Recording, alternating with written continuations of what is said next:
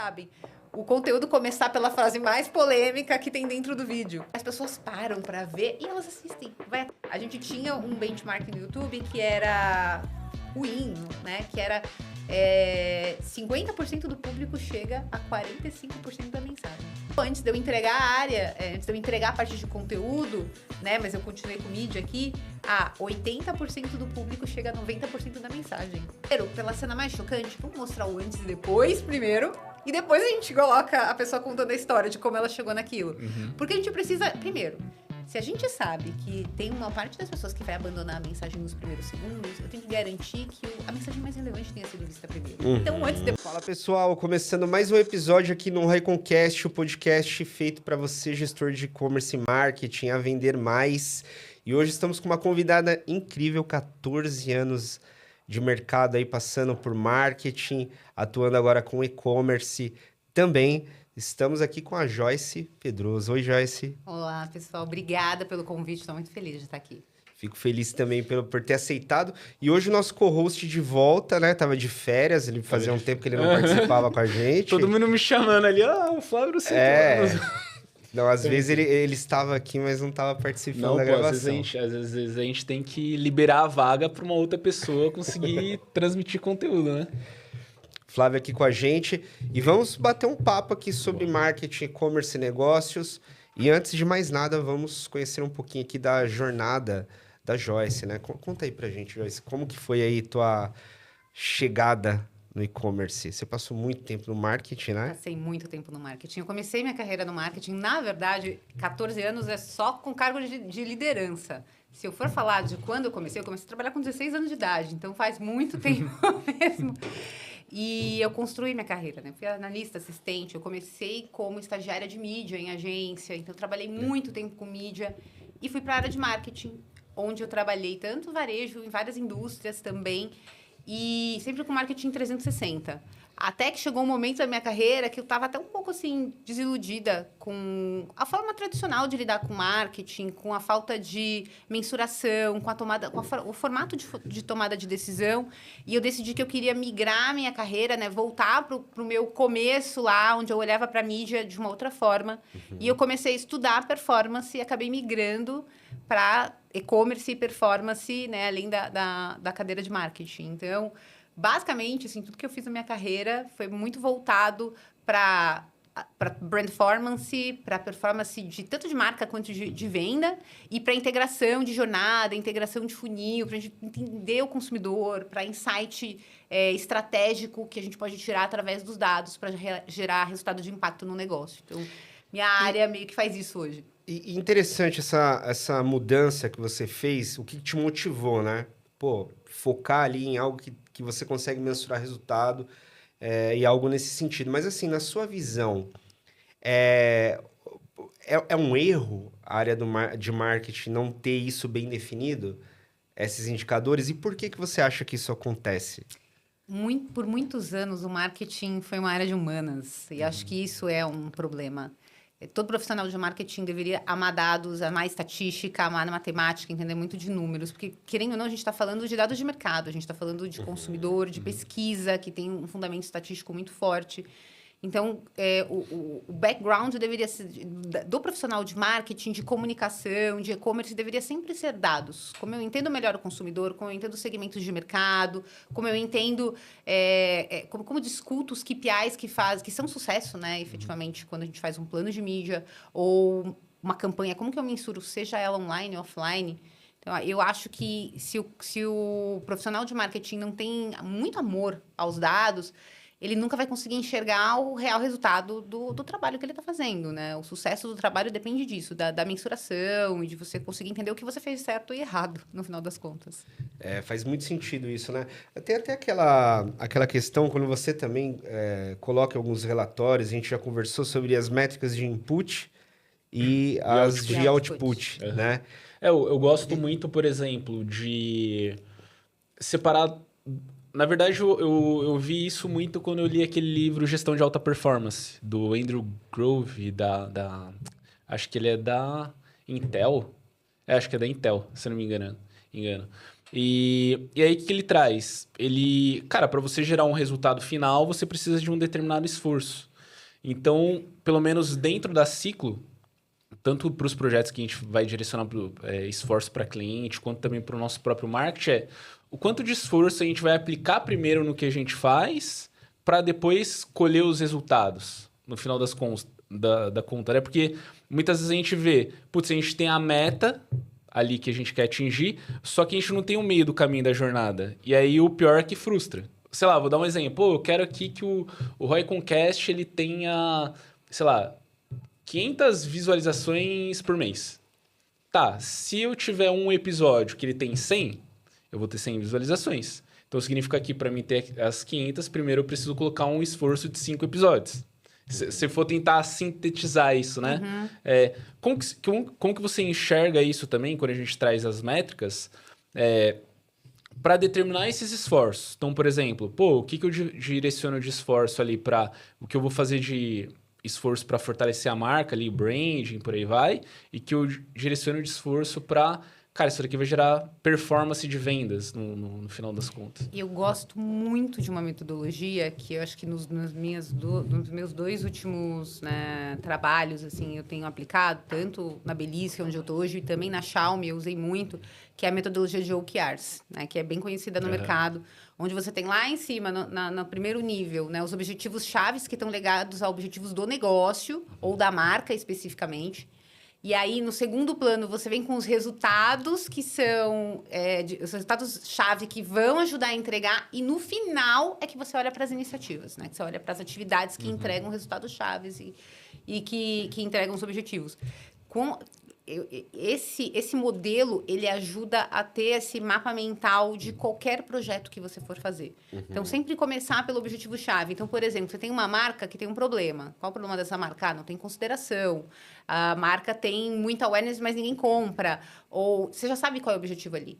É fortalecer aquela marca. Fortalecer aquela marca, mas fortalecer como? Aí você tem lá os resultados-chave. Então, para eu dizer que a marca está mais forte, eu tenho que ter atingido esse resultado-chave. Que é, sei lá, atingir tantos milhões de pessoas, fazer a cobertura de um público potencial dela, fazer com que as pessoas saibam que aquele produto, aquele serviço existe. E aí, embaixo disso, você tem um plano de mídia, você tem a ação, você tem a ativação de marketing, você tem o material de ponto de venda, você tem a ativação 360 da empresa inteira, que está em cima de um único objetivo. Se você não tem, acho que, um objetivo muito claro definido no seu negócio, seja ele um pequeno ou um grande negócio, você não consegue fazer com que todos os times trabalhem juntos para entregar aquilo. E aí você vai ter um monte de gente batendo cabeça, tentando fortalecer uma marca, mas as iniciativas elas não conversam entre si. Então, essa metodologia, eu acho que ela consegue ajudar a desenhar esse mapa mental onde você organiza a entrega do resultado. E aí, obviamente, isso tem que estar muito setado e muito calibrado com o que vem de output. Então, você tem que entender. Legal, você tem uma iniciativa que vai até o fim, mas não é só executar. Você vai mensurar e você vai ajustar. E aí você vai entendendo. A marca está melhorando no decorrer do tempo, não está? O produto está vendendo, está saindo, não está? E eu acho que essa metodologia ajuda também com que você desenhe as iniciativas conforme a jornada. Porque você consegue mensurar as iniciativas que estão lá no topo da awareness e você consegue, no mesmo formato, com o mesmo mapa mental, olhar para o meio e para o fundo dessa jornada, desse funil. Você lembra de alguma das experiências que você passou ali, né? Multilaser, Xiaomi e até a Belize, né, que você está atualmente, de... Como que você olhou ali? Então, por exemplo, a gente não precisa citar, tá? Se for algo muito estratégico, o que você tinha olhado ali de problema que você identificou com a diretoria, com o time? E como que foi sendo feito isso, né? Pessoal, a gente está com esse problema aqui e agora a gente vai desdobrar para isso. Até pro quê, né? Porque, vamos supor, que nas iniciativas, cara... sei lá, 90% do que vai ser feito não vai ser o gestor, muitas vezes. Vai ser composto ali pelo time de analista, vai ser, às vezes, com um fornecedor que está prestando serviço para você. Como que é amarrar isso para conseguir? A gente precisa desenvolver essas iniciativas para atingir esse objetivo. Porque muitas vezes as pessoas elas não compram. Às vezes Cara, é muito esforço. Será que vai? Será que não vai? Como que é isso? Se puder trazer um exemplo. Esse é bem. Acho que esse é um dos principais problemas do negócio, né? Como você convence todos os stakeholders que estão envolvidos a comprar que aquele plano vai funcionar. Eu vou trazer um exemplo que eu posso abrir, porque é um case que a gente já divulgou no mercado, que no ano passado a gente levou para o E-Commerce Brasil. Então, não tem nenhum dado que seja secreto, e são dados muito claros, né? No ano de 2023, eu assumi interinamente todo o time de comunicação, além de mídia, comunicação e e-commerce, eu assumi o time inteiro ali dentro da Belize para fazer o reposicionamento da marca Rica. E qual que era o problema da marca Rica naquele momento? Tinha algumas pesquisas dentro de casa, principalmente uma pesquisa Shopper que tinha sido feita um ano antes, onde dizia que a marca ela tinha um awareness ali médio, mas ela não tinha consideração, principalmente quando a gente olhava para as categorias que a gente queria se diferenciar no mercado. Quem conhece Rica sabe que é uma marca muito conhecida por escova de cabelo. Mas a gente vem desenvolvendo cosméticos ao longo do tempo.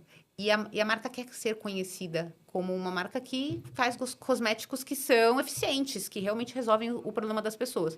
Só que, por a gente estar muito atrelado ainda a essa visão de marca que faz acessório, é difícil, às vezes, você desatrelar dessa imagem e as pessoas olharem para aquilo e falar assim, não, essa marca realmente faz um cosmético que vai diminuir a minha olheira, que vai hidratar minha pele, que vai me causar menos... que vai me ajudar com o meu problema com espinha, etc.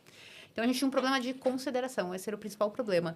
E, em meados de fazer um reposicionamento de marca, onde a gente ia entrar com roupagem nova, embalagem nova, logo novo, uma mudança com paleta de cor, uma série de coisas. Então, a gente tinha duas coisas que a gente podia fazer naquele momento, né? Vamos entrar contando como a embalagem tá linda, porque realmente estava. O time todo de design, o time de marketing, o time de comunicação anterior tinha trabalhado arduamente em produzir uma nova identidade para aquela marca e estava tudo muito bonito. A gente podia entrar só comunicando isso, ou a gente podia entrar falando assim, vamos trabalhar, aproveitando que é a nova roupagem e vamos entrar com tudo novo. Vamos entrar com mensagem nova, com nova forma de comunicar e tudo mais.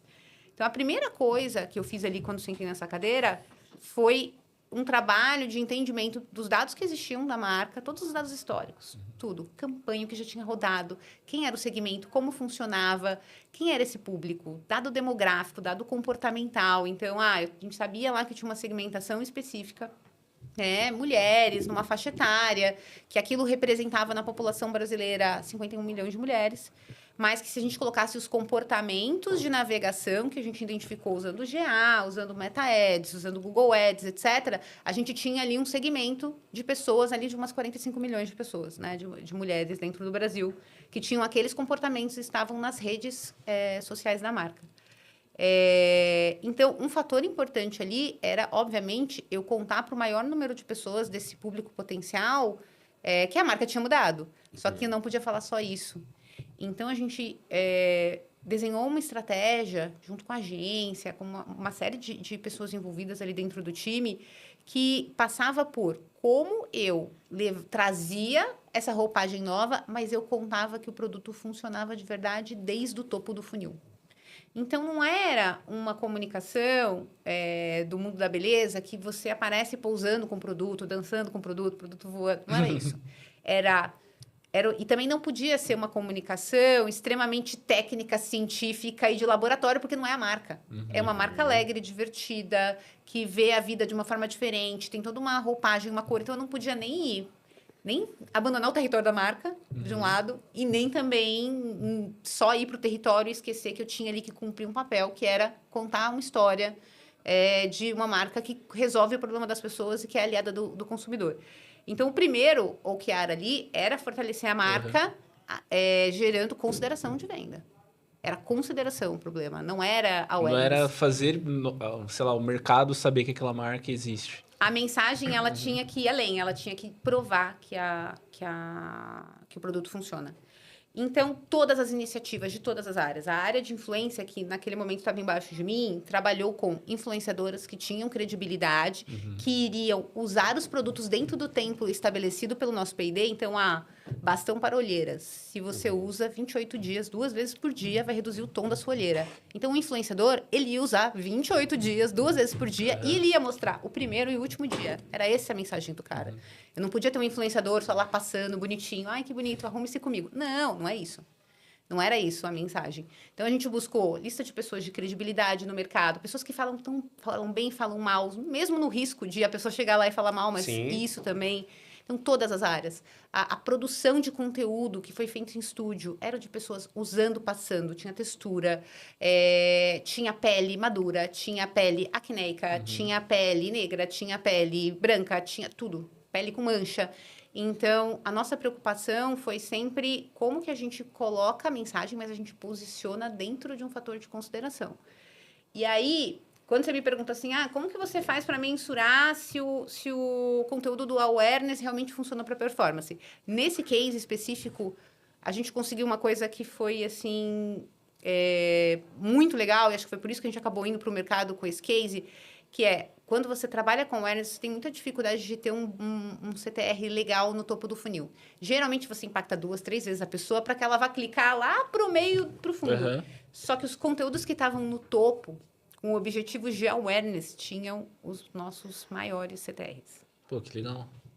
Então, a gente tinha uma mensagem tão matadora desde o começo daquele funil que o CAC ficou super barato, porque você tinha poucos... você não tinha a mesma pessoa sendo impactada muitas vezes. Geralmente, num único anúncio, você acabava levando ela para o e-commerce, ela caía numa página de conteúdo especial, numa landing page, ela não caía em produto e preço, porque isso foi uma determinação nossa lá dentro do plano. Era uma das iniciativas do OKR. Eu estou aqui para me conectar com o meu consumidor. Então, eu quero gerar venda. Só que, primeiro, eu quero explicar uma mensagem para ele. Então, ela caía numa landing page onde eu contava ali quais eram os ativos, eu falava de pesquisa, eu mostrava de fotos de consumidores que já usaram um produto e o produto funcionou mesmo, mostrando antes e depois. E a gente contou toda essa história.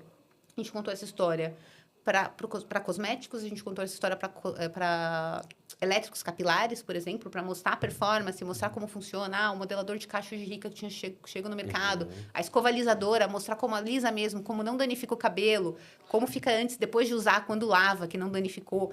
Então, esse cuidado de contar uma história muito atrelada ao objetivo, porque no final, por mais que eu queira dizer também que é só número, não é só número. É número mais mensagem. E encontrar a pessoa certa. Então, tem a questão do prévio, né? Que é tipo um plano muito bem desenhado, onde passa pelo público, segmentação, persona muito, muito bem feita. A mensagem ideal para cada etapa desse funil, que acho que também é um não ponto pode de usar sucesso. o mesmo anúncio, né? Para todas as... não pode usar o mesmo Você tem anúncio. que pensar O cara na pega o comunicação anúncio lá. específica para cada etapa. momento, né? Porque a Cada gente momento. briga muitas vezes, né? Mas eu acho que, assim, aos poucos, o mercado ele vai amadurecendo para essa linha, né? Mas eu queria dar um exemplo prático aqui. A gente falou sobre a metodologia do OKR, né? Que você comentou.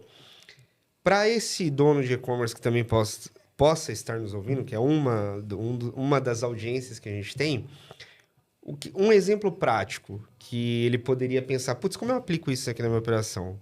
Como que vocês pensariam e organizariam?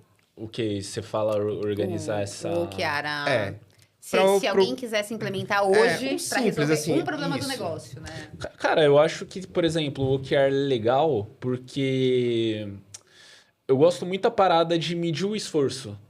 Entende? Porque a galera esquece muito Pra mim, eu até brigava muito com o Felipe Kvala, né? Ele falou assim, não, o que importa é o resultado. Mas, cara, a gente não vai ter resultado se a gente não tiver esforço. Muitas vezes a gente tem um determinado período ali que a gente tem que ter esforço de atividade, executando, cara, fazendo várias coisas para conseguir fazer dar certo.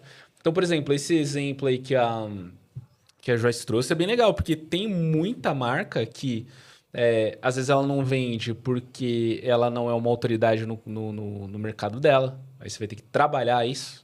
Tipo, às vezes a melhor métrica para você trabalhar é a CTR. Então, por exemplo, se você está tendo uma baixa CTR, significa talvez que é só... Ainda mais para campanhas de pessoas que não conhecem você. Às vezes a mensagem não está boa, a forma como você está comunicando não está boa. Aí quando vai para a camada de conversão também é a mesma coisa. Que nem eu acredito que tem até um outro... Não sei se na Belize hoje é assim ou nas outras empresas que você passou. Às vezes a área de marketing, ela cuida do digital e do off também.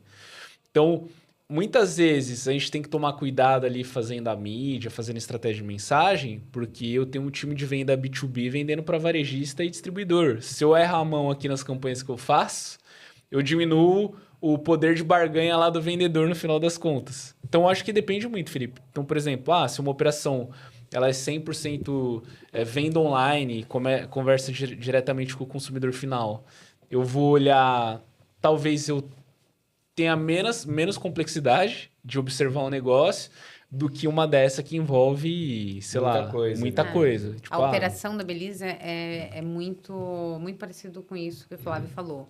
É uma empresa tradicional, muito voltado para o varejo físico. Então, os nossos principais clientes hoje estão em perfumaria e farma.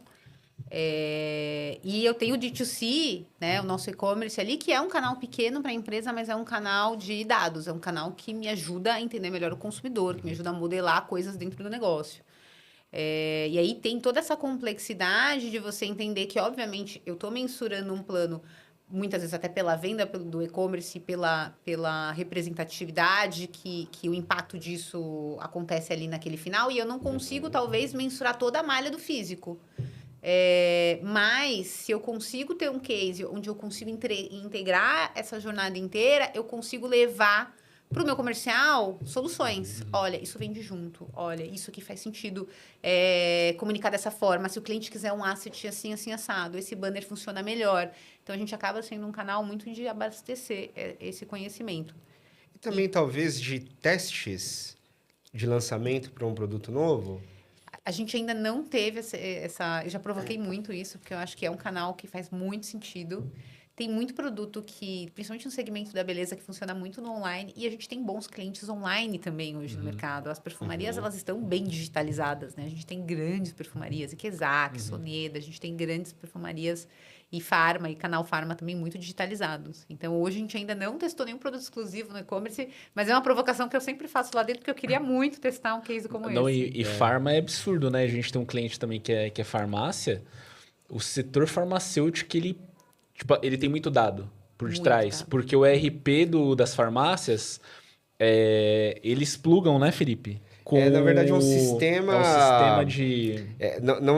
não sei se não é um ERP, é um sistema para mensurar a saída de determinados produtos nesses pontos físicos em geral. Então, a indústria, categoria, ela entende tipo que de tá produto, vendendo lá na ponta. a marca, né? A marca também. Isso ajuda pra caramba. E assim, curiosidade também, né, aqui, Joyce, a gente tá falando do seu segmento que você tá atuando hoje. Eu enxergo o setor que você atua como um setor de muita oportunidade em volume, em questão de audiência, né? Então, é muita demanda. Muita demanda. Ao mesmo tempo, todo ano a gente também vê muita inovação e marca nova chegando, né? O tempo inteiro. Principalmente tem a maior feira de Beauty Fair. a Beauty, né? Que é uma referência, né, no setor. Então, você tem muita novidade, muita coisa chegando. Aí, na tua visão como profissional ali do marketing, do e-commerce, os produtos, de fato, são diferentes de uma marca para outra? Ou o que está fazendo diferença é marca mesmo? Assim, no final das contas, são parecidos, mas, cara, essa marca aqui vingou. Acho que tem todo um trabalho do P&D para trabalhar formulação e ativos. E o mercado de cosméticos, principalmente, é um mercado gigantesco no mundo. Então, se investe muito em trazer ativos totalmente diferentes e pesquisas e tudo mais. E o Brasil, acho que ele tem se apropriado muito nisso. Então, aparecem muitos ativos, assim, diferentes, né? A gente mesmo já tem alguns produtos dentro de casa que são produtos que têm ativos que são, sei lá, dentro do bastão para a área dos olhos, tem um ativo que tem 20 vezes o poder de uma vitamina C.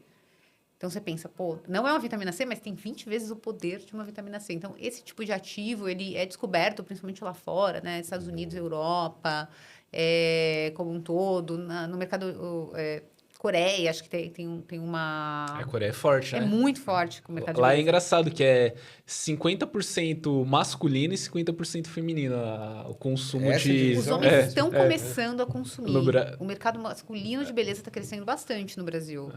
Mas é que Eu hoje sei em que dia lá na ainda Coreia é forte demais, E cara. cê- Ainda bem feminino. E quais são geralmente os produtos mais consumidos? Assim, você tem uma visão?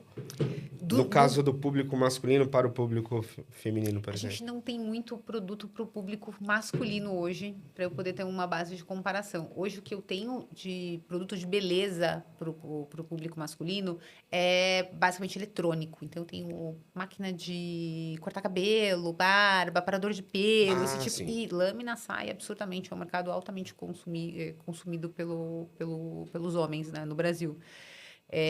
Quando a gente vai olhar para a mulher, aí a gente está falando... Hoje, para a Belisa é líder de mercado em escova de cabelo, líder disparado, e nós somos líderes em shampoo a seco.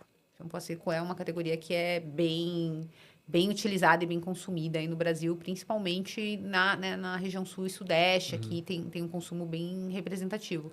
Mas skincare está crescendo absurdamente, e haircare está crescendo assim. Hoje o Brasil já é extremamente relevante nesse segmento e acho que tem muito para crescer ainda. A mulher brasileira gosta muito de cuidar do cabelo. Nem tava na pauta, mas surgiu uma dúvida. Principalmente, a Belisa é uma empresa bem grande e tal. Como que é observado essas marcas que elas surgem pelas influenciadoras?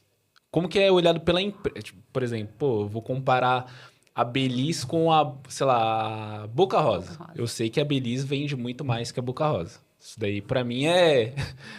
Eu não preciso nem... porque tem ponto de vendas, é uma marca... Apesar dela ser muito relevante, é uma influenciadora muito relevante digital, se eu olhar em volume e tração de vendas, a Beliz já tem uma estrutura grande. Mas como que uma grande empresa ela observa esses outros entrantes? Pra mim, não tem tanta importância, eu vou olhar... se crescer aí eu absorvo pra vender, compra essa marca pra dentro do grupo. Acho que talvez eu faria isso, né? Se eu fosse o dono da L'Oréal, eu Só faria compraria, isso. só isso. Que legal esse projeto. A Kylie vai lá, Jenner, vai lá. ela vendeu pra um puta grupo de Foi cosméticos. pra Coty, não foi? É, Foi pra Coty. Coty. Como que é observado isso? Não, deixa validar o público primeiro. Como que é olhado isso estrategicamente? Não tem tanta importância, tem importância. Como que é as discussões? Uma das pesquisas que a gente fez lá antes do reposicionamento de Rica foi mapear quem eram essas marcas que estavam crescendo absurdamente e o que elas estavam fazendo, efetivamente.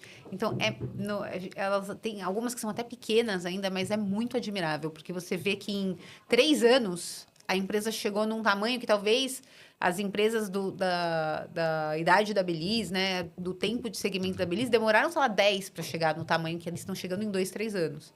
Então, a gente olha, primeiro, admirando o que eles estão fazendo, que é um grande feito, e eu acredito muito que esse olhar de admiração é basicamente um case para a gente estudar. O que tem de diferente numa marca de influenciadora versus uma marca da indústria hoje mais tradicional, que a gente vê no mercado, seja uma L'Oréal, seja uma Vela, etc. Um monte de marca que a gente sabe que tem no mercado. A diferença é muito básica, assim. A influenciadora, ela construiu aquela audiência. Ela conhece aquele consumidor. Ela sabe a necessidade. Ela estabeleceu conversa com essas pessoas. E hoje ela continua vendendo por estabelecer conversa com essas pessoas. Se o mercado tradicional de beleza continuar se recusando a escutar o consumidor, se recusando a ter troca, se recusando a chamar o consumidor para dentro para fazer teste. A gente vê, por exemplo, o Salve por anos teve muito laboratório, teste, comunidade. A gente tem comunidade também, a gente testa muito. Mas a gente vê que muita marca cresceu em cima disso. Cresceu em cima de feedback de consumidor. E por isso hoje eles cresceram tanto. Então, acho que a gente olha sempre como um exemplo de caminho a ser seguido mesmo. Não como, nossa, legal. é muito pequena, não. Sim. É relevante.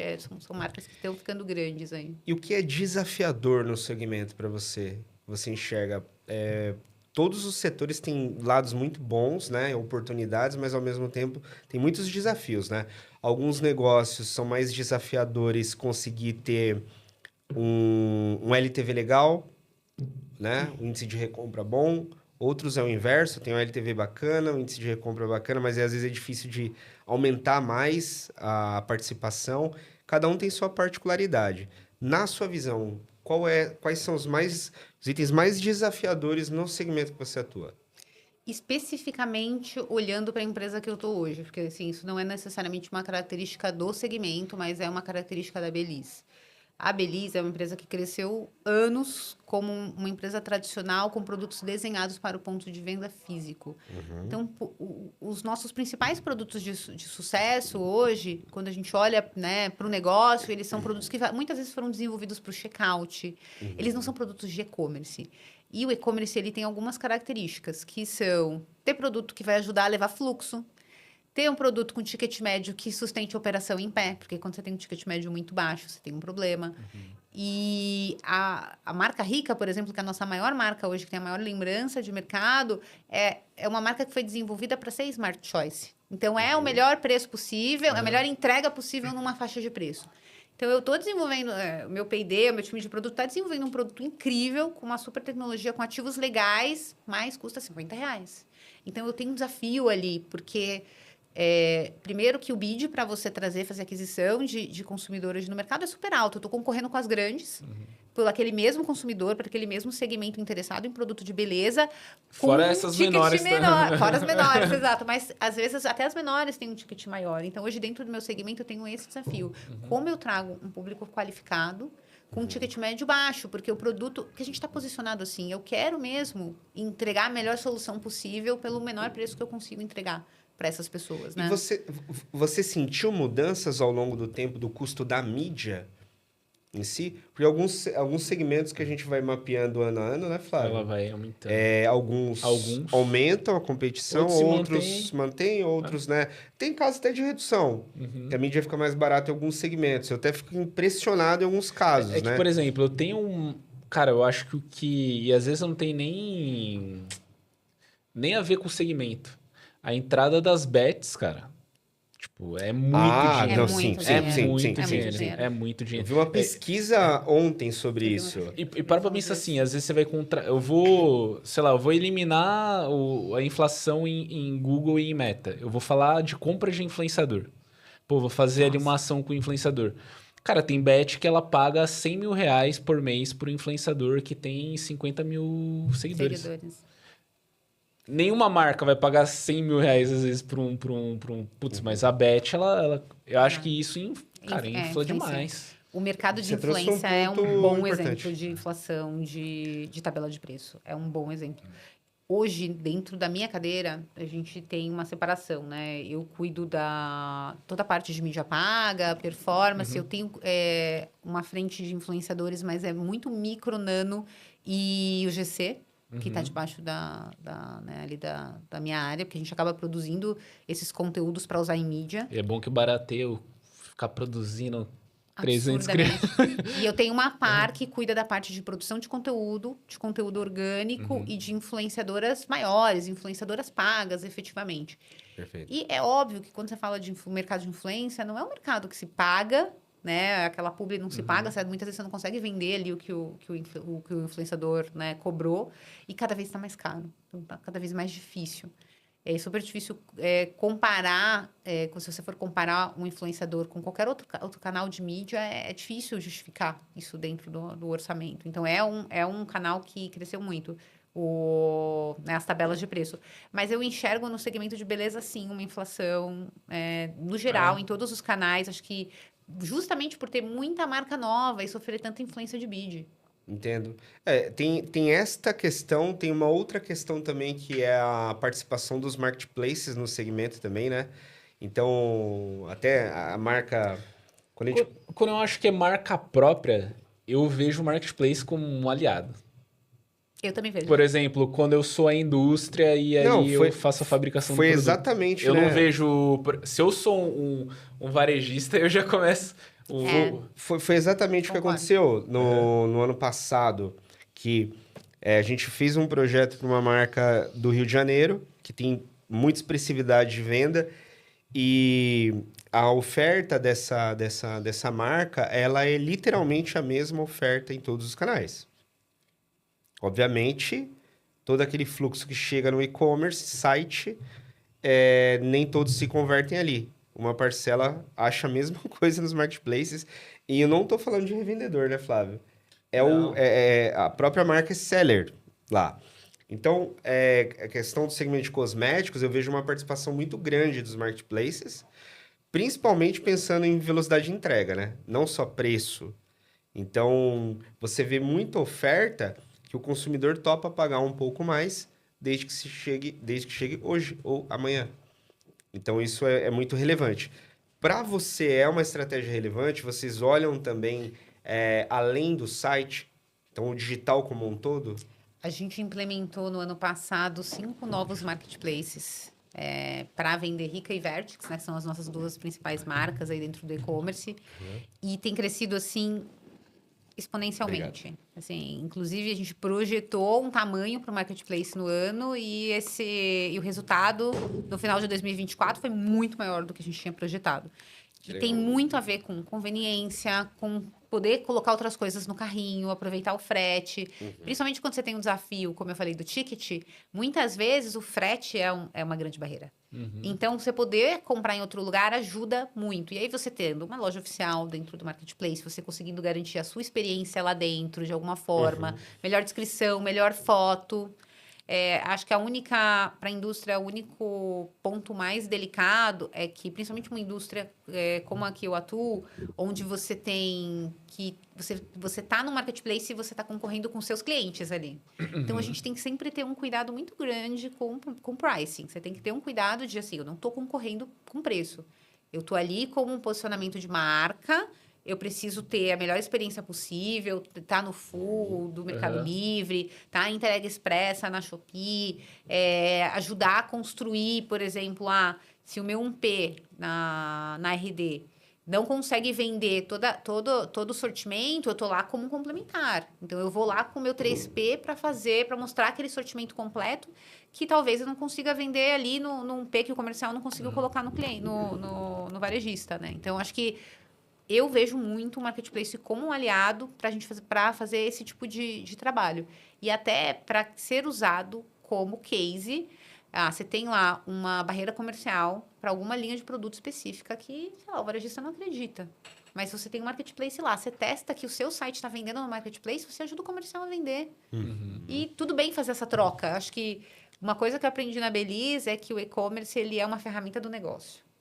Ele não está lá só para se pagar como venda. Ele está lá para fornecer dados e para ser usado como um case para que a gente abra portas para o negócio crescer. Independente de onde vai crescer, onde vai comprar. O importante é comprar as nossas marcas no final do dia. Não, eu também enxergo isso. Eu enxergo muito... Pode ser que o movimento para a indústria seja assim... fechamento de venda. A indústria use muito marketplace para vender...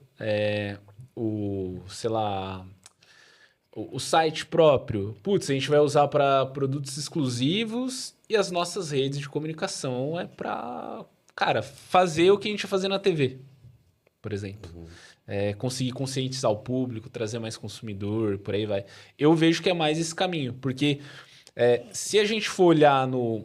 Porque a empresa tradicional, ela vai sempre comparar a performance da maneira antiga. Pô, se eu coloco 20 representantes na rua, vai vender mais do que você. Só que, putz, cara, se eu não contrato essas 20 influenciadoras... Cara, tem tem uma história legal, pô. Tem um amigo nosso que vende chocolate, tem uma marca de chocolate. Eles contrataram uma menina que tinha saído do BBB. Pô, mas por que vai contratar essa menina? Pô, na hora que eles chegaram com o produto lá, o lojista falou, esse chocolate aqui é da menina lá. Tipo, cara, isso daí vende, no final das contas. Entendi. Então, por isso que eu acho que quando você estava perguntando como que estrutura o OKR, eu acho que tem que ver primeiro como que funciona o negócio da empresa. Você não lembra aquela merda lá que eu fiz logo quando a gente montou a Ciclo? Que o cliente, ele vendia mais por telefone e aí eu fui focar no formulário? Nossa, verdade. Ele fez isso assim, no começo da empresa. Agora eu lembrei, você desenterrou. Tipo assim, o cliente recebia 100 ligações por dia. Aí eu, cara, como que vai medir? Não tinha phone tracking na época. Sabe? Que você liga lá, sei, ó, teve 20 ligações. Nem o Google tinha o negócio de ligação. Ele media. Ele media. Tipo assim, ele media, Internamente tô na recebendo empresa. aqui. Aí eu falei, puta cara, preciso otimizar isso daí. Aí eu tentando converter todo mundo pelo formulário.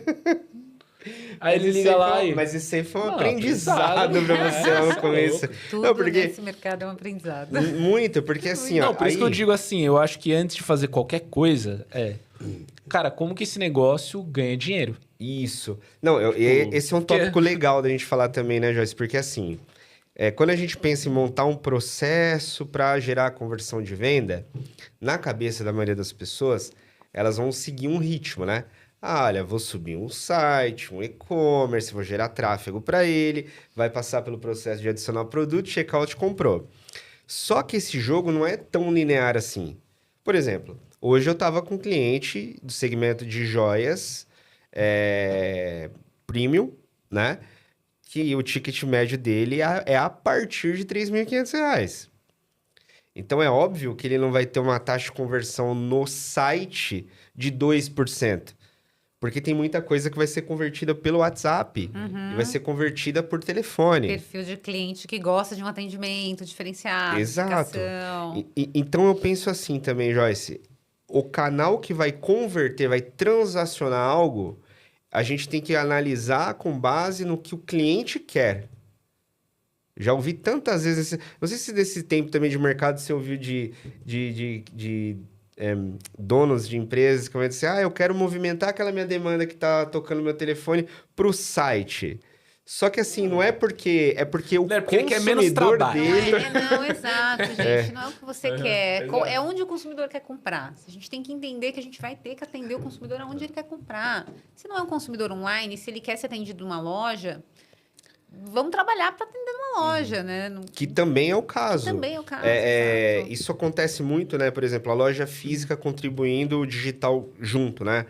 Às vezes você tem produto que, por melhor que seja um vídeo, uma descrição, um conteúdo, o cliente ele já entendeu, mas ele quer ir encostar naquele produto. Cara, vários exemplos. Você pega exemplo de colchão. Fui visitar uma operação que é cliente nosso, que eles me mostraram lá pessoalmente um tipo de colchão que remove suas energias negativas, cara. Nossa. Mas Não. aí você quer deitar. Não tem como você comprar Sério? online esse O tipo cara de me... coisa. o pessoal começou a me mostrar, não, Felipe, deixa eu mostrar um negócio assim. Tudo com base científica, não é assim, é É papo... que a argumentação pra te vender colchão, porque a gente já atendeu, né? Você sabia que você utiliza só 40% da sua vida dormindo? Então, não, mas Aí ó... Já começa. Já começa, aí. né? Mas o começa mais aí. interessante dessa visita é que, assim, não foi papo de vendedor de verdade. Foi um negócio assim, ó, tem esse embasamento, você deita, tira os eletrônicos, né? Não pode estar com o celular, nada na mão, fica um tempinho ali, acho que uns 15, 20 minutos. E aí faziam até um teste de força na sua mão, uma série de coisas para ver como é que você tava. Por exemplo, isso aí, por mais que você pode fazer um vídeo, pôr um influenciador também mostrando como funciona. Mas a maioria dos clientes que vê esse tipo de coisa, ele vai querer ir lá encostar. Vai falar, cara, deixa eu ver Peraí, isso. deixa eu sentir, né? Ó, que nem eu comprei não sei se você conhece, o sofá na caixa. Já vi. Simplesmente Só que ele- aparece muito essas coisas pra mim, É gente. que eu sou muito do... Essa trend do sofá na Eu sou caixa. muito do... Putz, apareceu coisa nova, geralmente eu saio testando. E é muito bom, Joyce. Você já sofá na chegou caixa. a... Eu já vi vários vídeos, mas não vi ainda ele pessoalmente. Chegou, ele testou, ele montou, né? Você vai, ele Já tira gravei da... até um time-lapse, sabe? Tipo, ele tira da embalagem e ele vira o sofá. É. Não tem madeira, né? Não É. tem... Meu, negócio É incrível. tecnologia. Você olha e fala, putz, isso aqui é diferente, né? E no seu segmento também tem as experimentações, né? E como que você vê isso também para o seu setor? É importante? Vocês fazem também eventos presenciais, físicos, convidam as pessoas? Isso faz parte também? Sim, faz parte também. Acho que foi feito muito em lançamento de produto. O mercado de beleza, ele precisa de inovação. E tem coisa que realmente você não consegue explicar sem demonstrar. E quando a gente olhou lá a jornada de consumidor, principalmente de Rica, determinado momento ali do meio da jornada, quando você estava entrando na primeira fase de consideração, na pesquisa Shopper, parte dos consumidores respondiam que para tomar a decisão eles iam até a farmácia ou a perfumaria e perguntavam para o atendente se o produto era bom mesmo. Então, só aí você entende qual é o impacto do físico no consumidor online. Porque muitas dessas mesmas pessoas diziam que elas não compravam lá e compravam online. Porque elas achavam um preço maior, que gostava de comparar. Só que ela fazia, numa etapa da jornada, a parada em um lugar físico para conversar sobre aquele produto com o atendente. E nós não estamos falando de pessoas super mais velhas, nada disso. A gente está falando de pessoas jovens, né, da nossa idade, que tem dentro que tem ali uma, se eu não me engano, era 30% das pessoas que chegavam naquela etapa preferiam ir até um local físico e conversar com o atendente para perguntar mais do produto. Então, o impacto do atendimento humano ainda, ele é super relevante no mercado de beleza. Que legal. Pô, e a gente puxando um tópico, né, o Joyce... Como que a gente remove o conflito, que acho que é uma discussão, não digo, pode ser atual, que é entre branding e performance. Como que é para você hoje isso? É conversando, é mostrando dados? Como que mostra dados? O que é de performance, o que é de branding? Como que é feito isso? Acho que depois que a gente aprendeu a olhar para a questão da jornada e entender a integração do funil de uma forma diferente, porque a gente nem fala muito de funil, mas a gente fala muito de jornada.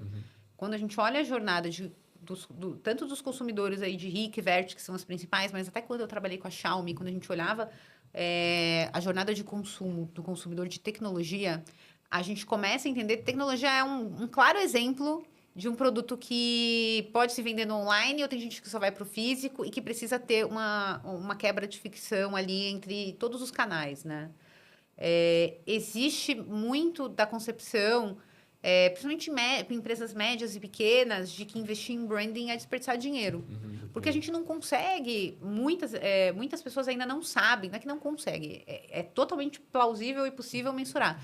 Mas muitas pessoas ainda não sabem como mensurar o impacto do awareness na performance. Não sei se vocês viram uma pesquisa que saiu, se eu não me engano, foi uns 4 meses atrás, da Track Suite com o TikTok, que fala que marcas que têm 40% de lembrança têm 2,9% vezes mais de taxa de conversão do que marcas que têm baixa lembrança de marca, né? Que Tá aí a importância da frequência também, né?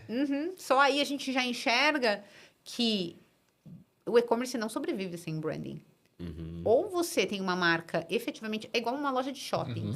Por que a indústria, o varejista, etc., coloca a loja no shopping? Porque o fluxo está lá, o tráfego está lá. Então, ele está pagando mais caro para estar no lugar onde tem um tráfego privilegiado. Se você está na sua lojinha, lá no seu e-commerce, que é praticamente uma loja de rua, as pessoas que estão passando na frente, como você faz elas entrarem? Você tem que pagar. E você vai pagar só porque o seu produto está mais barato? Você vai ficar queimando sua margem todo mês para fazer as pessoas virem ali para experimentar os seus produtos? Não dá.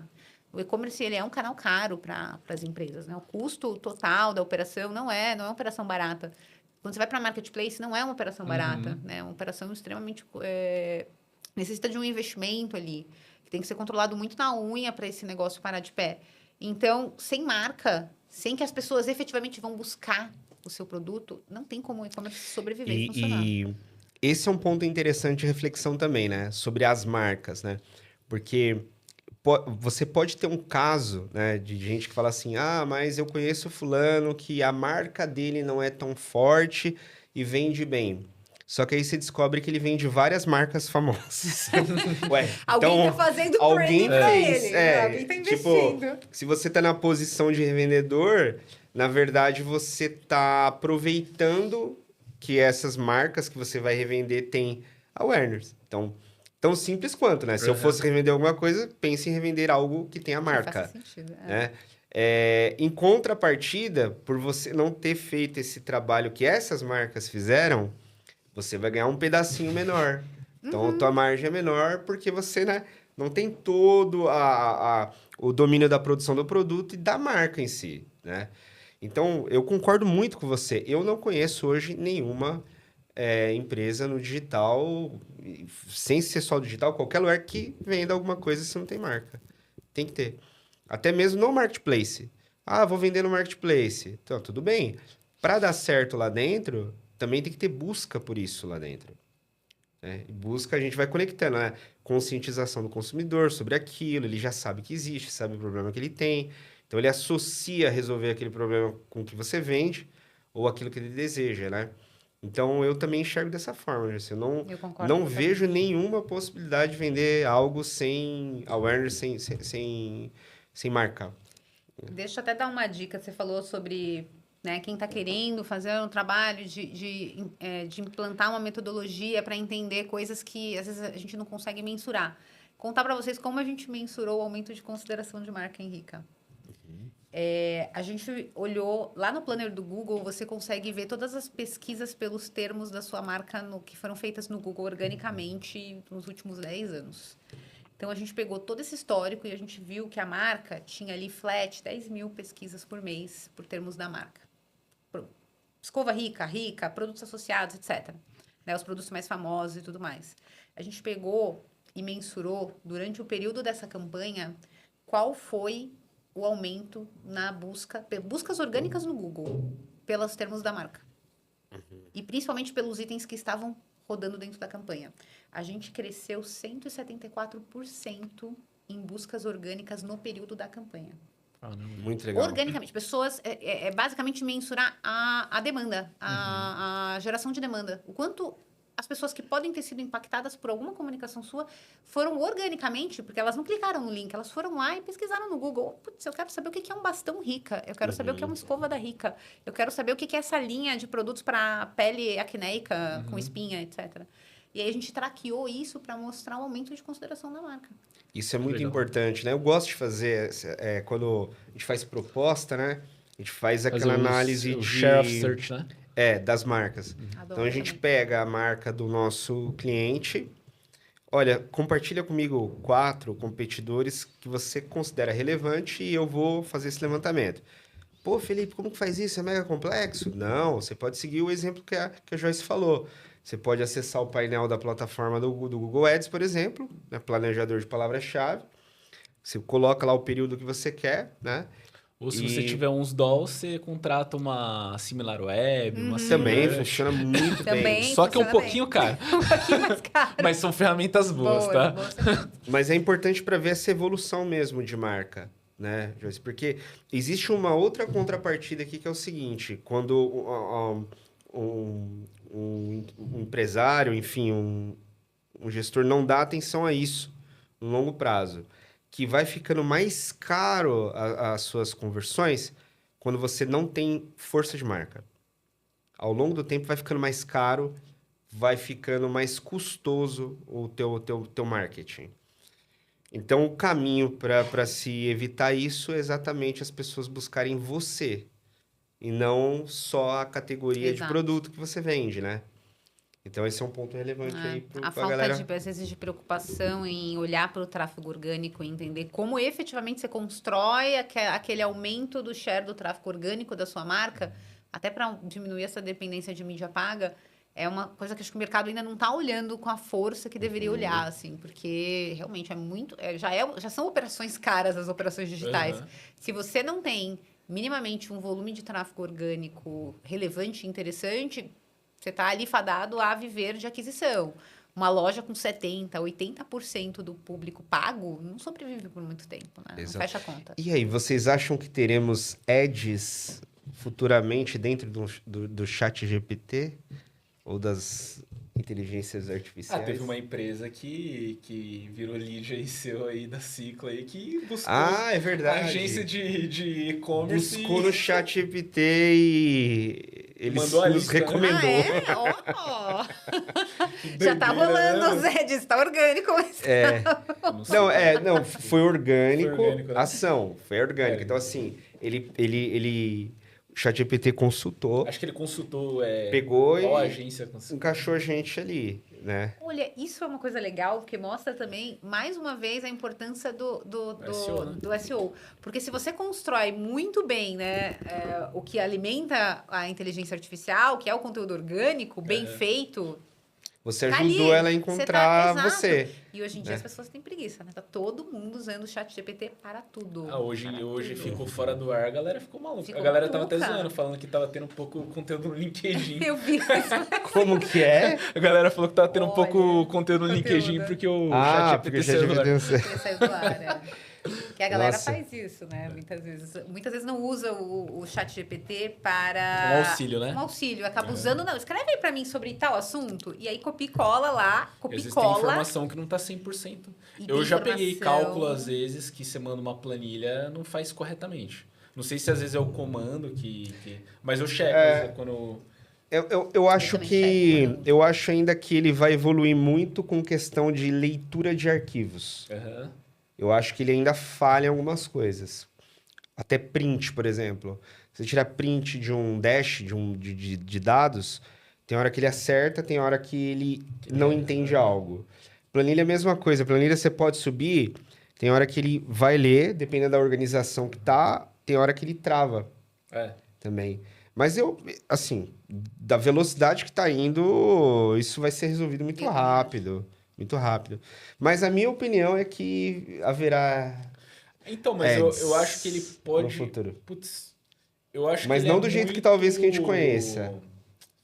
Eu acho que ele é muito uma ferramenta de output do que input. Porque, por exemplo, cara, da onde que ele puxa essas informações? Será que você vai ter que jogar sei lá, se você pegar o Google hoje, você joga o seu XML lá, sitemap, aí que você consegue indexar no Google, por exemplo. Será que veremos uma modalidade de anúncio no Google Ads, anúncio no Gemini? É verdade, pode Será? acontecer, pode acontecer. É difícil prever, né, exatamente como vai ficar. Mas, assim, eu tenho minhas teses. Eu acho que o formato muda. Entende? Às vezes a gente pensa assim, será que vai ter ads? Mas não necessariamente o resultado, a forma que vai ser exibida, aquela informação vai ser igualzinha com o que a gente está acostumado no Google ou numa rede social. Eu acho que vai ter o jeito dele, sabe? O padrão dele entregar a informação. Uhum. E aí você falou de onde ele consulta. Eu não acho que outras mídias, como, por exemplo, o próprio Google, perderia tanta participação. O Google tem muita coisa já indexada lá de anos. Ele tem as próprias ferramentas dele. E outra coisa é hábito, né? Você pode ter a melhor ferramenta nova do mundo, mas se o consumidor se tiver o hábito de usar aquilo em grande proporção... Você já viu Cara, o ChatGPT ele é relevante e tal, mas a gente tem que lembrar que o Google ele tem as duas maiores mídias do mundo. Na verdade, tem até mais. Ele tem várias mídias. Ele tem YouTube, ele tem um motor de busca, ele tem o AdSense, que ele está plugado em vários sites e blogs. E ele tem, ele tem a ferramenta de e-mail que milhões de pessoas usam. Então, por exemplo, se eu quiser fazer com que tenha mais pessoas utilizando a minha tecnologia, eu vou usar essa base de clientes que eu já tenho. E a gente tem visto muito todas as AIs aí acoplando a serviços que você usa com frequência. Né? Por exemplo, Microsoft acoplou no Clarity, não sei se vocês já usaram, a inteligência artificial que ajuda a fazer a análise do CRO da sua loja. Tá lá conectado e ele diz o que você tem que mudar. Você não tem mais que parar, ficar assistindo a jornada, ficar vendo o videozinho. Você clica lá no botão e ele gera para você. Você deveria prestar atenção no minuto tal, tal coisa, porque tem uma fricção ali. Aí a gente fica assim, nossa... Será que a gente vai perder os nossos empregos? Porque o negócio está trazendo análise pronta aqui. O que está acontecendo? Não, mas é animal. Eles têm um poder ali, né? Realmente, de acoplar a inteligência artificial em todas essas ferramentas e essas fontes e gerar alguma análise. Daqui a pouco o Google vai colocar análise da campanha direto no Google Ads por inteligência artificial. O Clarity já usei, mas não dessa forma com IA. Eles colocaram já. Eles colocaram, estava em beta. Eu vi há umas 2 semanas atrás que você já conseguia pegar alguns segmentos, lá, range clicks, e pedir uma análise daquele segmento específico. E aí ele fazia uma série de análises e entregava para você a análise completa. Que incrível. Eu acho... Isso vai ajudar coisas muito. a olhar que você poderia checar para resolver aquele problema e tal. E o Clarity, assim, eu gosto do Hotjar bastante. Mas é que o Clarity, ele pluga ali, cara, você consegue conectar com Analytics muito legal. e tal. Eu Facilita gosto a vida também. da Facilita gente a em vida. performance. Porque não né? fica separado, né, as coisas. E para medir o Joyce, por exemplo, brand, o que eu vou medir? Você comentou nessa parte de busca e menção sobre a marca, mas o que eu posso mensurar em brand e o que eu posso mensurar em performance para quem tá ouvindo a gente? Quais Eu métricas? ali? separo algumas coisas e incluo algumas. Aham. Tem algumas métricas que são muito de fundo de funil, que eu também mensuro no topo, que, por exemplo, é o CTR, que muitas vezes se não se mensura muito CTR nas primeiras etapas. Só se mensura lá quando a gente vai falar de conversão. Mas eu gosto de mensurar como um indicador de qualidade do anúncio. Se o asset está bom ou não, ele tem que gerar alguma ação.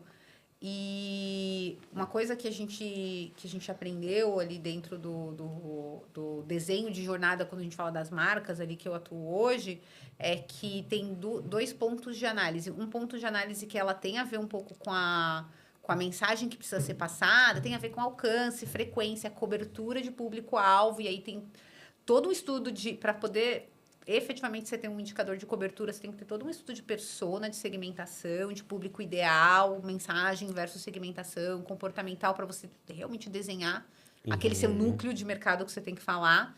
E aí, óbvio, cobertura versus o budget que você tem. Então, o CPM está sempre ali na mensuração da primeira etapa. E a gente passou a medir engajamento em todas as etapas. Por que a gente mede engajamento? Também como uma métrica de qualidade. Porque para a gente só medir impacto de mensagem, eu acho que muitas vezes todas as ferramentas que a gente tem hoje no mercado, elas são ingratas. Porque ela vai botar um impacto ali, quem até passou na tela, mas ela, tipo, quicou por um segundo, já é um impacto. Perfeito. E isso não é uma retenção de mensagem. Então, para a gente efetivamente dizer que aquilo foi bom, primeiro eu mensuro se é uma campanha que tem muito vídeo, qual que foi a taxa de visualização. E aí a gente coloca algumas metas de taxa de visualização. Primeiro, uma mudança de chave que a gente fez foi vídeos curtos. Mensagem precisa ser contada em vídeos curtos. Toda mensagem hoje, e é uma coisa que eu já fazia também na Xiaomi, ela sempre é recortada em 3 segundagens diferentes para a gente testar a absorção de mensagem. Então, eu conto a mesma história em 10 segundos, em 15 segundos e em 20 segundos. Em algumas campanhas eu preciso de 30 para colocar ali, porque tem uma mensagem às vezes que é um pouco mais complicada. E aí eu mensuro individualmente qual que é a taxa de assistibilidade da mensagem em cada um desses anúncios. Então, 70% dos consumidores chegaram a 50% nesse anúncio. 80% chegaram a 20% nesse. E aí eu vou entendendo qual que é o melhor anúncio para rodar naquela etapa da campanha. Então, a gente não coloca tudo no ar e olha o resultado no final do mês. A gente coloca várias segundagens diferentes, entende a retenção. Se eu estou contando, e obviamente eu tenho que respeitar de contar algumas coisas chaves mesmo num vídeo de 6 ou 10 segundos. Então, a gente mensura se foi uma absorção de mensagem de qualidade no topo do funil ali da jornada. E a gente mensura as ações valiosas que acontecem em cada etapa. E a gente elenca quais são as ações valiosas. Porque o engajamento, ele não é só a curtida, ele não é só um comentáriozinho ali, ele também vai ter o clique, ele também vai ter a retenção, o percentual, quanto maior o percentual, maior o seu índice de engajamento. Então, a gente olha a taxa de engajamento e separa algumas ações muito valiosas que elas meio que levam pesos diferentes dentro da mensuração. Pô, esse anúncio aqui tá com alta taxa de engajamento e 50% do engajamento é clique. Putz, esse aqui é meu anúncio estrela. Esse aqui é onde eu vou para mais dinheiro. Esse aqui tá com uma alta taxa de engajamento, mas é só curtida. Legal. É curtida, vamos continuar testando, mas talvez alguma coisa tem que mudar aqui. Vai mudar o copy, vai mudar a mensagem, vai mudar a segundagem. Esse anúncio aqui tá com super alcance, mas as pessoas estão abandonando em 2 segundos. Puta, não é. Porque eu não quero que a pessoa passe 2 segundos e não veja nada daquilo, né? Não tem nem 10% de absorção E por exemplo, não sei se você já chegou a usar isso, mas qual é a técnica que vocês usam para selecionar esse gancho, né, dos 3 segundos? Porque o que eu tenho testado principalmente para ciclo, né? Tem o Instagram não, o TikTok, ele traz isso dentro da plataforma de criativo deles lá, que é aquela métricazinha de CVR. que dá para você pegar benchmark dos trechos da onde que tem engajamento. Então, por exemplo, às vezes você pode pegar o benchmark daquilo que tem alto engajamento e você produzir um vídeo igual, só que jogando aquela ação para frente A gente faz muito isso. Na verdade, a gente aprendeu uma coisa. Que, assim, o meu time de comunicação, quando a gente mudou a estrutura, que eu tinha assumido, contei que eu assumi a área inteira, né, interinamente. Aí eu passei um ano com essa área inteira, liderando a área inteira, até que a gente contratou uma pessoa que assumiu a parte de produção de conteúdo, a parte de influência orgânica, ativação, evento, outras coisas ali que não fazia sentido estarem dentro, porque a minha área é muito mais de planejamento estratégico mesmo, né? De números, não é uma área tão voltada para shooting, criatividade, a foto com a modelo. E eu toquei isso por um ano, mas não era o meu core de trabalho. E aí eu voltei pro meu, não, eu vou fazer o plano, eu vou entender o consumidor, eu vou olhar para a jornada, eu vou te entregar ali o que você tem que produzir de conteúdo para conversar naqueles momentos. Então, olhamos muito para isso. E aí a gente começou a fazer esse experimento e não funcionava. Por que não funcionava? Porque a gente tem dentro de casa uma pessoa incrível que veio do mercado, que faz uma puta produção de conteúdo maravilhosa, mas que acabou que não falava tanto com a mídia. Era muito legal o conteúdo orgânico, mas não falava para a mídia. Então, a gente começou a entender quais eram os trechos dos conteúdos que geravam os maiores impactos. E aí, a gente foi fazendo o Frankenstein. Por exemplo, a gente percebe que isso provavelmente para vocês de podcast, já é uma coisa que vocês sabem. O conteúdo começar pela frase mais polêmica que tem dentro do vídeo. A gente corta aquilo e joga no começo. Aí as pessoas param para ver e elas assistem. Vai até 50. Vai. Verdade. Então, a gente saiu de um modelo lá até antes dessa divisão. Quando eu assumi pela primeira vez, a gente tinha um benchmark no YouTube que era ruim, né? Que era 50% do público chega a 45% da mensagem. Era péssimo. O resto, todo mundo não via nada, né? Então, era péssimo. E a gente chegou, antes de eu entregar a área, antes de eu entregar a parte de conteúdo, né? Mas eu continuei com mídia aqui, 80% do público chega a 90% da mensagem. Então, foi uma mudança de chave muito grande e foi feita em cima disso. E em cortes que a gente foi fazendo. Então, esses 6, 10, 15, na verdade, são Frankensteins de conteúdos incríveis que a gente transforma em milhares de coisas. A gente fez um engraçado, que saiu dessa semana no podcast do Bruno, da Estrela, que ele vira pro Felipe e fala assim, adivinha quanto tempo a gente vendeu tantas bonecas da Xuxa? Aí o Felipe fala assim, 4 horas, 23 minutos. Aí... É esse o corte para iniciar o podcast. Aí você vai falar, cara, eu quero saber como foi feito, né? Como que foi feito esse lançamento aí. Fica super interessante. E a nossa descoberta principal foi quando a gente estava, principalmente fazendo... quando a gente começou a impulsionar conteúdo gerado pelo usuário e conteúdo de micro e nano influencers. A gente começou a perceber que, às vezes, o conteúdo, quando você vai falar com o influenciador ou até com o usuário, ele vai ficando longo, tem uma hora que ele fica chato, a pessoa está experimentando e tem que mostrar tudo. Então, a gente falou assim, não, vamos fazer o seguinte, vamos começar primeiro pela cena mais chocante, vamos mostrar o antes e depois primeiro, e depois a gente coloca a pessoa contando a história de como ela chegou naquilo. Porque a gente precisa, primeiro...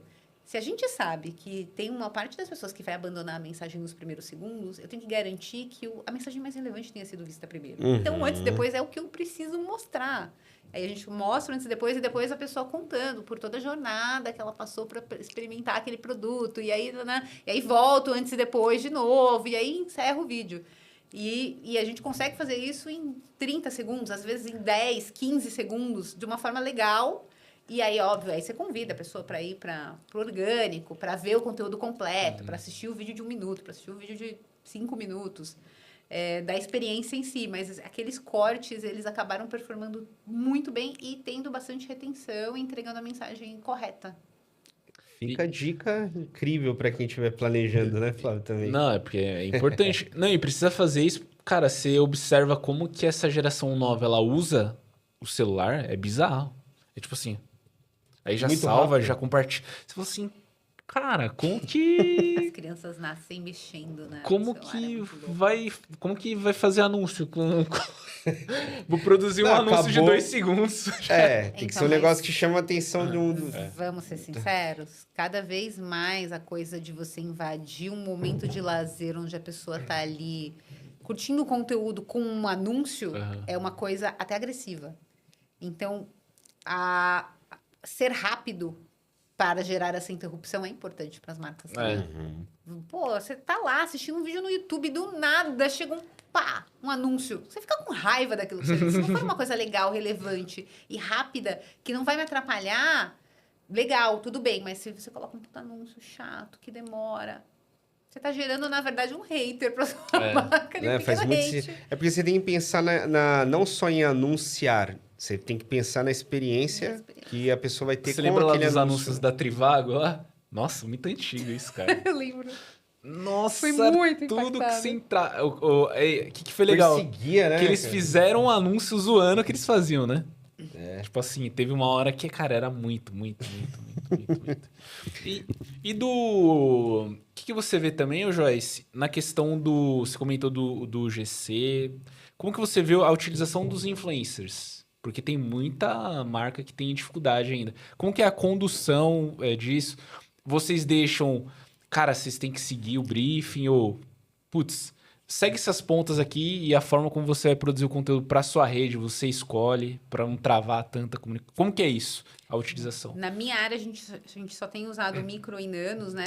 Principalmente porque o motivo da gente produzir conteúdo com essas pessoas é poder usar no impulsionamento de mídia.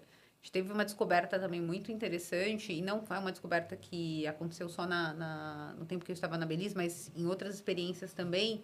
O conteúdo do influenciador, seja gerado pelo usuário ou influenciador, mas o conteúdo nativamente feito pelo usuário gera muito mais engajamento do que o conteúdo proprietário. Acho que a última mensuração que a gente fez era 42% de engajamento do conteúdo do influencer versus 22% do engajamento do conteúdo proprietário. Então, se você quer efetivamente não só manter retenção, a pessoa engajada ali entendendo, captando a mensagem ou fazendo alguma ação, clicando, etc., é um conteúdo que acaba conversando muito melhor. Então, a gente migrou parte do investimento em mídia para impulsionamento de conteúdo de influencer. Era uma estratégia que eu já fazia quando eu estava na Xiaomi.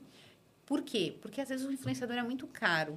E aí, quando você fica meio que restrito à rede dele, você não consegue diluir esse investimento. Agora, se você consegue negociar lá com o influenciador que você vai poder impulsionar esse conteúdo, você acaba esticando aquele influenciador para uma série de outras pessoas, esticando aquela mensagem que é super relevante. Então, isso sempre foi uma coisa. E os influencers muito sacaram bem e tem, vista. pelo menos os profissionais, eles estão usando isso de compra do Media Kit dele, né? Então, você quer o GC?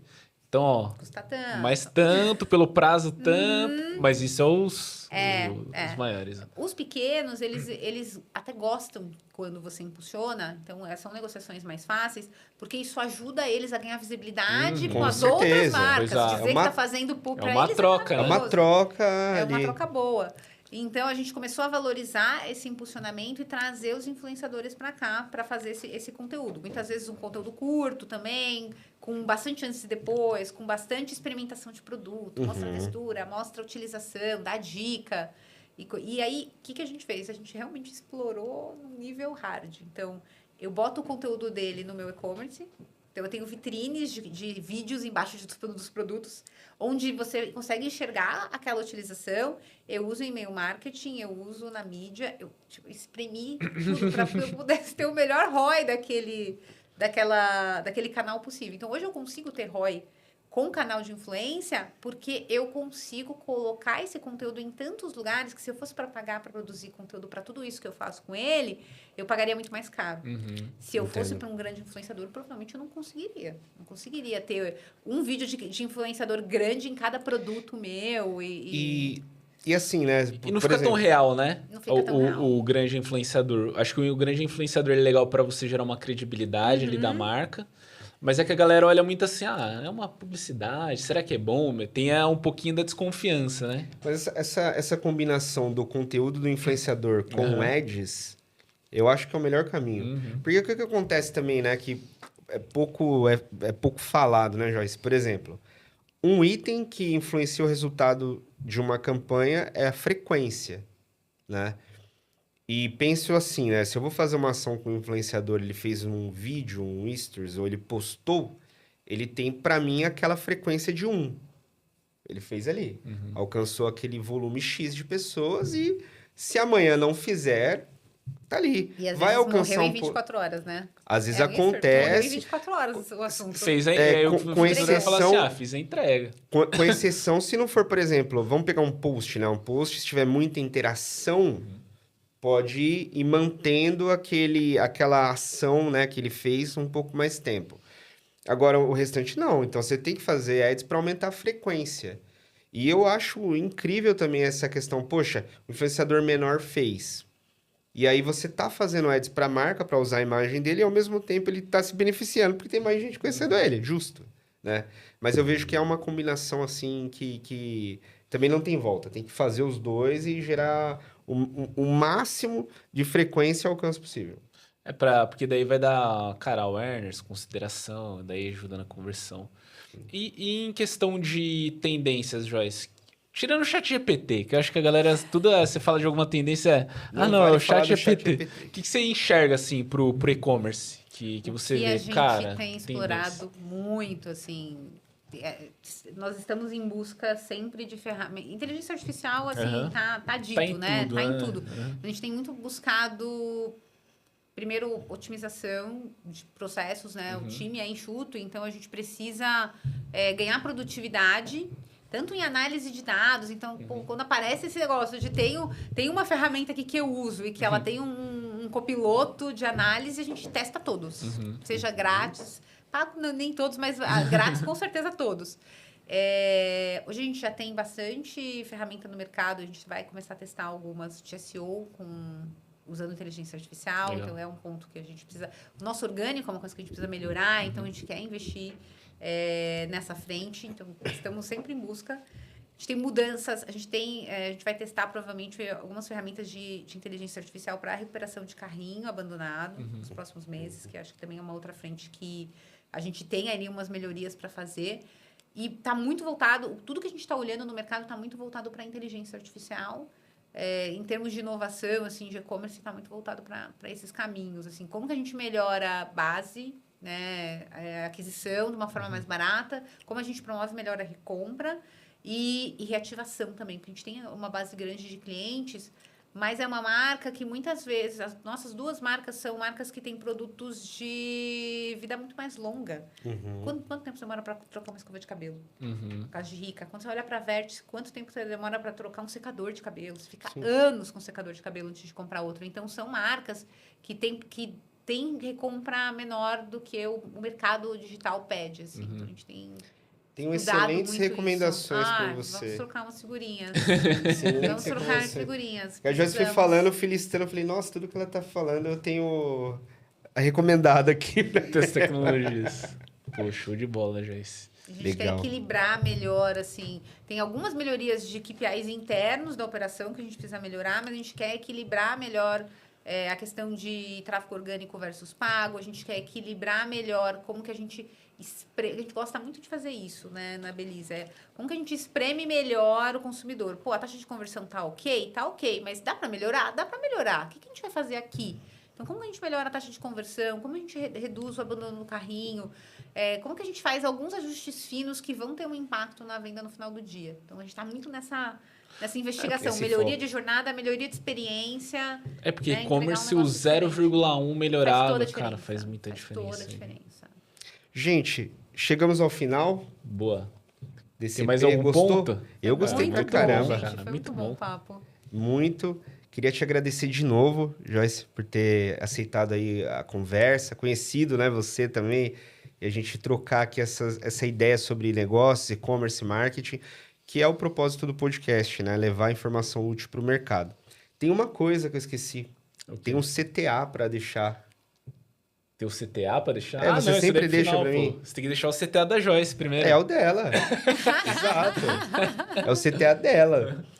No finalzinho, a gente sempre pergunta, né, Joyce? Pô, como que o pessoal pode se conectar diretamente com você, né? Esse é o call to action. Pra gente deixar aqui também no link, né? Quais são os canais aí que o pessoal pode se conectar contigo? Eu produzo muito pro LinkedIn. LinkedIn hoje, falando de profissional, é a minha principal rede social e acho que esse ano é um dos anos que eu provavelmente vou produzir mais conteúdo, porque eu estou começando um mestrado, eu quero produzir uma pesquisa científica relevante para a área de mídia no Brasil. Quem sabe escrever um livro no que vem. legal. Tô caminhando para isso, então tô indo para o Essa é a mestrado primeira agora. vez que alguém fala isso aqui. Legal, gente. Assim, tudo que eu aprendi em toda a minha carreira voltada para mídia, são coisas que quando eu chego nas empresas, para mim parecem muito simples. E às vezes quando eu chego nas empresas e falo, pô, a gente poderia fazer por aqui, porque a gente... Aí as pessoas ficam assim, não, mas não dá para mensurar isso, não dá para fazer isso, não tem interligação entre isso. Então, eu percebi uma carência muito grande de produção de conteúdo relevante que efetivamente ensine caminho das pedras para implementação, de integração de funil, de integração de KPIs, de realmente implementação de metodologia. E eu entrei no MBA com o propósito de produzir um material relevante sobre isso, de produzir uma pesquisa de mercado relevante sobre qual que é o impacto real de cada etapa no funil na decisão de compra. Legal. Então, eu vou trabalhar... Meu MBA começa agora em fevereiro, vou trabalhar 1 ano e meio nessa pesquisa. Que da hora. E aí, na publicação aí do relatório final, lá eu vou avaliar se faz sentido escrever alguma coisa sobre isso ou não, ou transformar isso em algum material para o mercado. Vou fazer um curso, não vou vender Você produtos sabe que se digitais. você aproveitar agora para dizer a data que você vai lançar, serve como uma promessa Uma promessa registrada que para eu você olhar e falar assim, putz, eu já falei lá no podcast que ia ser data que tal. ia ser. Não, e mas por eu exemplo... não vou vender um curso, não é essa a Não, mas intenção. é legal isso daí que você comentou. Pô, você entra numa operação, às vezes uma coisa óbvia ali que você sabe e a pessoa não sabe, às vezes, dependendo. Pô, tem aquele landscape lá da Pipe que ela faz o ecossistema do e-commerce. Você já viu o tamanho do quanto que é dedicado à educação? Você tem consultoria e tal. Cara, a educação é desse tamanho de dedicação. De número de empresas dedicadas tal, a isso, dedicado né? a isso. É muito pouco. Para um ecossistema gigante, sei lá, será que não... Eu acho que o nosso ecossistema deve ter mais de 1 milhão de profissionais, às vezes. E No posso Brasil. falar, tem muita gente que tem conhecimento muito legal e que acho que acaba não documentando o conhecimento, usa só ali na sua operação, Aham. e a gente acaba não disseminando. Então, nessas trocas, nesses networks, né, nas comunidades de e-commerce, de mídia, a gente acaba aprendendo e trocando coisas, assim, sensacionais. Ó, vou Muito até falar aqui, ó, boas. pessoal. Não adianta criticar o guru se você não quiser virar um guru. Né? Se você não comunica o que você sabe, o guru que não manja vai entrar aí e vai começar a continuar falar. falando balela, exatamente. A gente falou disso, né, esses tempos que assim, né, Não, tem pessoa que manja muito, ela fica muito no bastidor. exato. E assim, existe uma habilidade que é o seguinte. O fulano foi pra internet, fala um monte de coisa, mas de fato não é tudo aquilo. Mas esse fulano que está sendo criticado, ele aprendeu a comunicar e vender. Entende? E tem muita gente, igual o Flávio falou aqui, do background, por exemplo, que tem muito conhecimento. Mas não Só sabe precisa vender. desenvolver a comunicação para transmitir aquilo que aprendeu durante E muito tem tempo. gente que a gente chama, manja muito. Não sei. Esse negócio pra mim de gravar. Eu falo, cara, vem, vai ser um momento ali de você. Querendo ou não, assim, você tem que pensar assim, que o que você solta de útil Aham. vai ajudar alguém. Vai ajudar alguém. Pô, bastante. Entendeu? Vai ajudar alguém. Então, esse é um ponto que eu acredito. A gente produz também, né, Joyce? LinkedIn, posta, conteúdo, né? Vídeo, enfim. E é algo que a gente faz constantemente, assim. Com o que a gente vai vivenciando no nosso dia a dia, né? Que é importante. Eu gosto muito do segmento de educação, assim, eu acredito muito que acho que dá oportunidade. Eu entrei no grupo da Liga Digital no ano passado, né, da ELE, para Foi dar aula. convidada aqui também, gente, nossa, ela... Eu piro em dar aula lá para a garotada que está começando, porque as dúvidas são super relevantes, são pessoas que querem transformar o meio delas ali. Então, putz, eu adoro. Então, eu acho que a gente tem mesmo que falar, que a gente tem que trazer experiência, tem que trazer case real, tem que trazer número mesmo, tem que tentar abrir o maior número de dicas possíveis para que o mercado evolua. Só assim a gente consegue fazer o mercado crescer e, efetivamente, quando a gente entra nas empresas e a gente enxerga as barreiras, a dificuldade de provar as coisas, é porque talvez chega um profissional antes de você ali que não conseguiu provar resultado. Ou que implementou uma metodologia que não era tão legal, ou que não tinha o conhecimento, e acabou construindo uma objeção dentro da empresa que você está entrando ali para quebrar. Então, se todo mundo melhorar no mercado, o mercado inteiro melhora, e vai ficar muito mais fácil para todo mundo. Com certeza. Eu concordo muito com isso.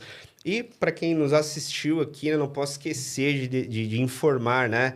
Se você está buscando aí melhorar os resultados da sua operação de e-commerce, seja através de aquisição de clientes, melhoria de LTV, melhor precisão nos dados, não deixe de conhecer aqui a Ciclo E-Commerce no QR Code que está aqui na telinha e na descrição. Tem muito case legal, são mais de 300 operações de e-commerce e muita coisa bacana que viemos fazendo aí ao longo destes 10 anos. Então, confere lá o que nós temos de material e se fizer sentido para você, pode entrar em contato conosco.